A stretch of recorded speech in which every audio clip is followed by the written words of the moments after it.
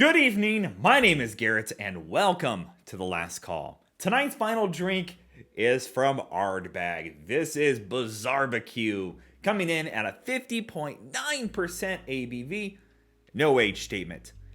So, as much as I criticize Ardbeg sometimes with how many special editions they release, I keep getting them for really decent prices for the most part. This one seems to be already all over the place, and I don't know how I snagged it how I did, but I found it for a really good price, near market price from what it seems to be. Now this is their first, from what I know, of an actual savory forward aiming Ardbeg. So they teamed up with DJ Barbecue, which I've never heard of, and I apologize if other people have, but they used quite a unique cask system on this one. So according to here on the back, Ardbeg has matured a combination of double charred oak casks, Pedro Menes sherry casks, and our unique barbecue casks. Now, the last time I had a whiskey that used a unique smoked cask was Whistle Pig with Traeger. I was not a fan of that. I actually despise that whiskey quite a bit. I don't know why I bought this other than I am a sucker for unique casks and I will always try something. So I guess here we are. Let's get into things. As always, we're going to be trying it two different ways. First way, neat, no ice, no water. Second way, we'll add just a drop of water. See if anything changes up.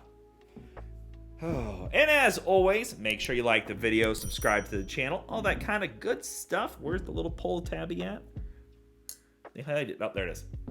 If you're interested in some of the other unique bottles that Ardbeg has released through time, or just some other Ardbeg reviews, they'll be linked up above and down below, so you can enjoy those after this video. But I even love their artwork on the front. It's got that very like 50s style, retro art style, like Cuphead and things like that on the front. And I was like really interested in this one, especially being a very meaty forward idea. Holy crap, that is dark. I'm a big sucker for Pedro Menes sherry casks too, so they better not have screwed this one up. Their limited releases have been very hit or miss. Yeah, I'm just going to say that much. There's some good ones up here, and there's some mediocre ones up here too. God, that is dark. We don't know if there's color, but Pedro Menes can have a good effect on whiskey, especially a Scotch. All right, let's go for notes. Oh, so ironic, very Ardbeg-like, smoky, peaty saltiness going on, but there is a savory, smoky element in here. That sweetness from the sherry cask is really fighting to get out of it. It's trying hard because your brain instantly wants to say it does get a bit of like a dark, rich cherry note or a dark fruit note in there. But it quickly is like covered up like, no, you didn't see that. Beautiful spices in there too. Very charry. I'm liking the nose. No ABV, nothing harsh, no off notes. It doesn't have a youth to it. But initially on the nose, I don't know if I would have been able to tell this is an Ardbeg right from the get-go. But a beautifully finished Scotch nonetheless, especially a peated one. Because you do get that heavily char, you do get the Pedro Menes a little bit, and then you do get whatever their smoked barrel process is. I'm really digging that nose quite a bit. I'm really hoping that the taste lives up to it. Let's find out. All right, Ardbeg, I'll open mouth, insert foot. That is savory, smoky. Like, holy crap. Peppered, grilled, salted steak on the grill. Stingy salt. Like, I'm getting like that salt lick sting from it. But there's these beautiful peppercorns on there too. Meaty and savory notes. You still get the earthy, the peaty, the smoky. The little bit of Ardbeg zing is in there, which is that lemon zest is kind of showing up.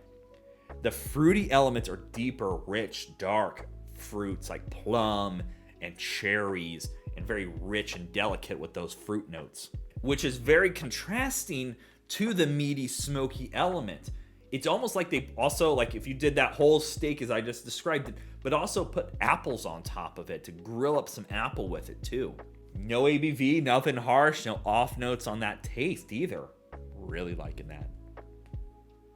Second sip, the spice layers.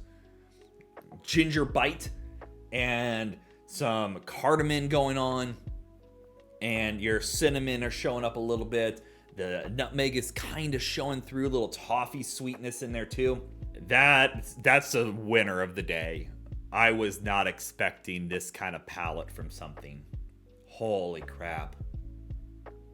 Wow. It reminds me almost, and we're going to have to do an A/B comparison of Lagavulin 11. I find Lagavulin 11 has that beautiful, meaty, smoky quality to it that I love, that the 16 and the 8 just don't have. And even the cask strength 12 doesn't have it. The 11 has such a beautiful, I don't know whether I would go against the charred wine cask version or the standard one, but both remind me of this. That sweet layer in there from that Pedro Menez, the charriness. This is what I wanted Scorch to be. Scorch needed to have more charriness to it, but that's got it. This has got the bite of that Pedro Menez cask, and then it's got this beautiful, meaty smokiness to it. I've got nothing bad to say about that bottle. Holy crap. It's everything I wanted that bottle to be, and I've had this sitting on my shelf for about a month from the point that this posts, because I was like, I'll get to it, because I was afraid that it was going to disappoint. It did not disappoint. Okay, let's add a little drop of water, see what changes up here. Normally adding a drop of water to a smoky scotch dissipates that smoke and makes it go very sweet. I'm curious with their process what's going to happen here. So, let's find out. Yeah. More fruity sweet in there. More red berries. Red berry sweetness. Dark cherry.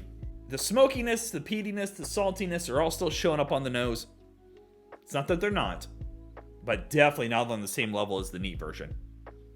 Oh, that will get you there. That nose is beautiful. This, it goes very mute, very simple, sweet, a little salty, a little smoky, but nowhere near the neat version. Just very muted comparatively, which is expected. No plight against it. We don't take that into consideration here. So, let's go for a taste. Big on the ashiness. A lot of ashy, a lot of sooty, smoky, like inside of a smoker. If you've ever cleaned one, it's got all the debris and that's that smoky char left over. Almost like next day campfire as well. The sweet elements are kind of gone away. It's lost a lot of character and just went kind of bitter and super ashy. Like you literally just took a bucket of water and dumped it on a campfire next to the ocean, because you are still getting a bit of the salty too. The smoky elements are still kind of showing up. They hold up pretty well, but you're losing out on a lot of the unique character this one's bringing. Yeah, it's a night and day different. That is 100% a night and day difference on that taste. As always, it doesn't matter what you drink or how you drink it, as long as you enjoy it. In my opinion, I just don't think this has the same characteristics, which is expected. Again, nothing against it. That's a winner. This is okay. All right. With that all in mind, let's talk about market price, because we all know market price is market price, and as always, it's going to vary. I ended up paying like $93 for this, which, looking around online, it jumps anywhere between, I've seen it go as low as $100 to $130 to $150 to $250, and those tend to be where these unique cask releases they do tend to lie. Most of the time at the $130 price. That's why I was really surprised I grabbed this at $93. At $93, it's really great.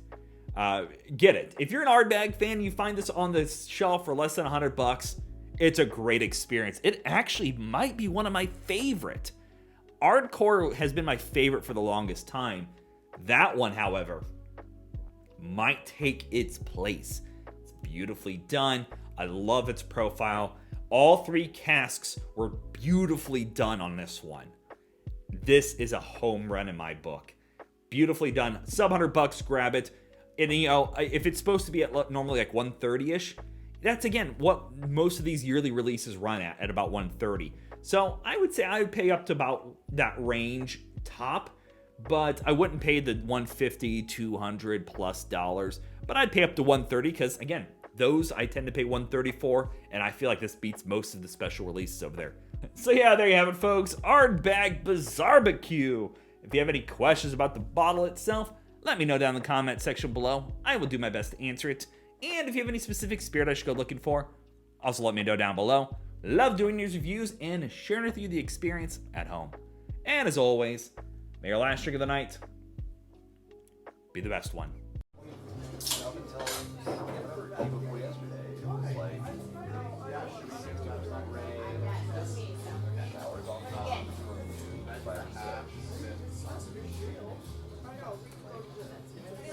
You know, and I really like it might